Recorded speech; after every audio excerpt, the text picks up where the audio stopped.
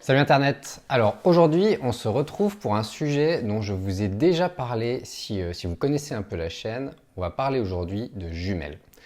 Dans une vidéo précédente pendant laquelle je vous expliquais comment préparer vos sorties, vos affûts photos en photographie animalière, j'avais déjà évoqué l'importance d'une bonne paire de jumelles pour pouvoir observer, préparer son affût, regarder un petit peu ce qui se passe autour, savoir où bien se positionner, repérer un peu les comportements des espèces et tout ce genre de choses qu'on peut faire en regardant de loin tout simplement. Il s'avère que depuis quelques temps, moi mes jumelles j'en ai besoin à un autre moment, c'est y compris dans l'affût. Jusqu'à il y a quelques mois, quand j'utilisais encore un boîtier réflexe, souvent quand j'avais besoin d'observer, de regarder, je me cassais pas la tête, je regardais directement à l'intérieur de mon œilleton, de mon viseur, pour voir ce qui se passait en utilisant mon boîtier. Sauf que ce qui se passe avec un boîtier hybride, qui est ce que j'utilise actuellement, c'est que déjà pour pouvoir l'utiliser et puis regarder, il faut qu'il soit allumé, il faut qu'il soit alimenté, donc ça consomme de la batterie. Et puis en plus, j'avoue qu'en termes de plaisir d'observation, ça n'a rien à voir de regarder dans du verre, dans un dispositif optique, et de regarder dans un écran. Donc tout ça, ça m'a poussé à me poser la question de, ok, aujourd'hui moi j'ai une paire de jumelles plutôt basique, en grossissement 8, qui fait le job, mais avec le minimum syndical. Je me suis dit, mais qu'est-ce qu'il y a d'autre sur le marché? Qu'est-ce qu'on peut trouver aujourd'hui comme bonne, voire excellente paire de jumelles pour pouvoir répondre à mes besoins de photographe et d'observateur de la nature?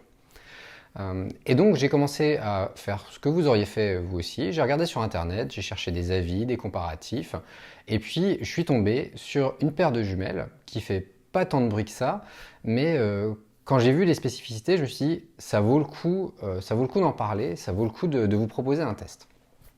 Alors ces jumelles, je les ai ici. Elles sont dans leur housse. Donc ce sont des jumelles de la marque Kite Optics. Alors Kite, c'est une marque que vous connaissez peut-être. C'est une marque qui a une trentaine d'années aujourd'hui, qui propose plein de modèles de jumelles, de longue vue. C'est une marque qui a une super réputation dans le milieu des ornithos notamment. Et j'avoue que moi, j'avais déjà utilisé des jumelles Kite prêtées par des copains pendant des sorties, mais je n'en avais jamais acheté, j'en avais jamais utilisé sur une longue durée. La marque, elle a donc une trentaine d'années, donc c'est finalement assez récent si on compare avec les grosses marques du domaine que sont Leica ou Swarovski. Pour autant, voilà, vu la réputation, je me suis dit, ça vaut le coup de regarder ce qu'ils font. Donc là, tout simplement, qu'est-ce que j'ai fait? Eh bien, j'ai pris contact avec la marque, on a discuté ensemble, je leur ai demandé si ça les intéressait que je réalise un test. Ils m'ont du coup prêté un modèle de démo pour que je puisse l'emmener avec moi dans mes affûts, en vadrouille. Je l'ai notamment énormément utilisé pendant 2 jours en baie de Somme, pendant lequel j'avais vraiment besoin de pouvoir voir loin et d'observer longtemps, donc d'avoir vraiment un grand confort d'observation. Et donc voilà, c'est ce que je vous propose aujourd'hui, c'est le retex de tous ces jours de test, de ces heures passées sur le terrain avec cette paire de jumelles. Et pour commencer, on les regarde sur le terrain.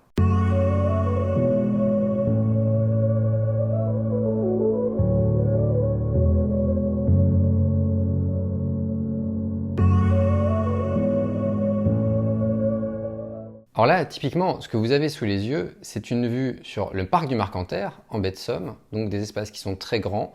Si on veut pouvoir observer, si on veut pouvoir repérer par exemple ces sujets, il faut pouvoir voir loin. Et là, c'est vraiment intéressant d'avoir des jumelles qui grossissent fort. C'est le cas de ces jumelles. Ce sont donc des jumelles qui grossissent 12 fois. Alors 12 fois, ça paraît beaucoup. Et je vous avoue que s'il n'y avait pas une grosse innovation dans cette paire de jumelles, je ne me serais pas risqué à utiliser au quotidien des x12. L'innovation que proposent ces jumelles, c'est quoi? C'est tout simplement un dispositif de stabilisation. Alors là, il y en a plein qui vont me dire « Non mais tu racontes n'importe quoi, la stabilisation dans les jumelles, ça existe depuis des années, il y a plus de 10 ans que Canon sort des jumelles IS. » Oui, c'est vrai. Même si les jumelles IS chez Canon, pour moi, ça n'a rien à voir. Les jumelles que proposait jusqu'alors Canon, les jumelles stabilisées, sont très peu lumineuses. Il suffit de regarder leurs spécificités. Elles ont un angle de vision qui est très restreint. Elles sont plutôt lourdes et alors là où le bât blesse, c'est qu'elles ont une autonomie qui est catastrophique. Pour toutes ces raisons, pour moi, ces jumelles-là, c'était un no-go. Je ne m'imaginais pas les mettre dans le sac. Donc pourquoi est-ce que les jumelles de Kate m'ont intéressé? Eh bien parce que finalement, elles corrigent tous ces défauts qui étaient pour l'instant propres aux jumelles stabilisées existantes. Pour autant, ces jumelles n'ont pas que des qualités, et avant de parler vraiment de ce que j'ai adoré, je vais quand même vous parler des défauts. Donc là voilà les jumelles. Donc vous voyez, c'est un design un peu inhabituel par rapport à ce qu'on connaît habituellement. Et alors, le premier défaut de ces jumelles, c'est quoi? C'est ça. C'est ce cache qui est amovible. Qui dit amovible et sans aucune possibilité de le fixer, dit tout simplement la possibilité de très facilement le perdre.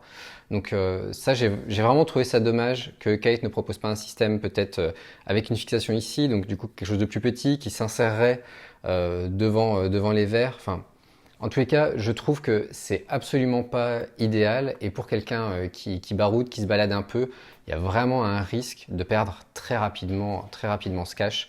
Donc ça, voilà, premier petit défaut. Deuxième petit défaut, la matière. Alors, la matière utilisée pour ces jumelles, elle est très agréable. Enfin, vraiment, en termes de prise en main, il n'y a pas de sujet.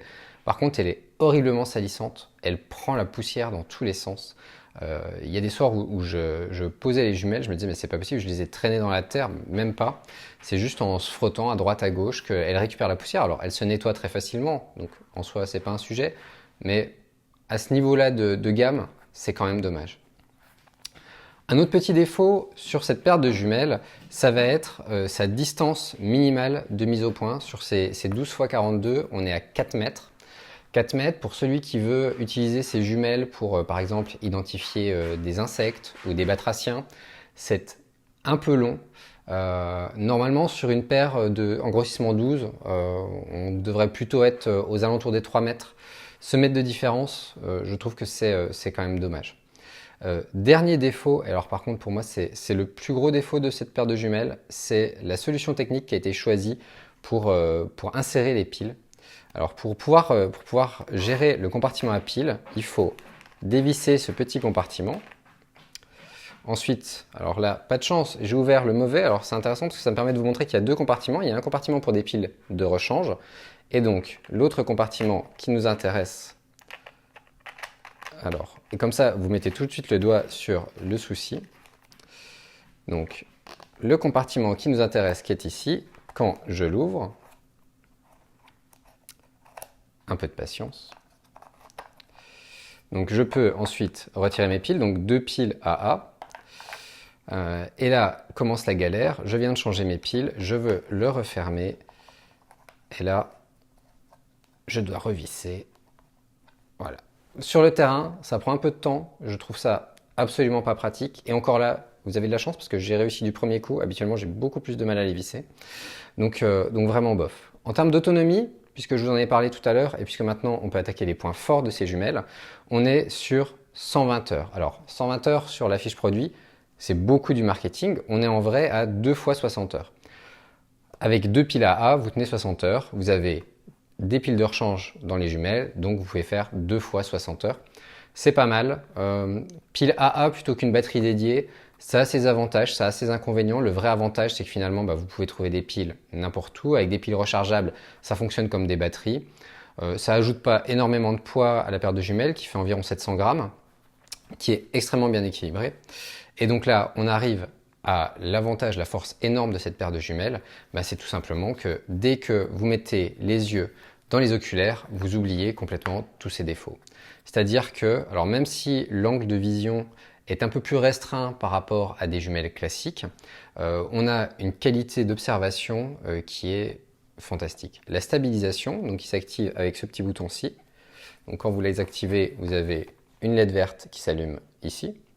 La stabilisation, elle est juste phénoménale. C'est vraiment un confort d'observation comme moi j'en avais quasiment jamais eu sur des jumelles. Pourtant j'avais testé des jumelles de très grande marque avec des verres de qualité dingue. Et pour autant, c'est la première fois que je prends autant de plaisir à regarder dans des jumelles, à passer des heures à regarder dans des jumelles. Donc rien que pour ça, pour moi, forcément, le pari il est réussi.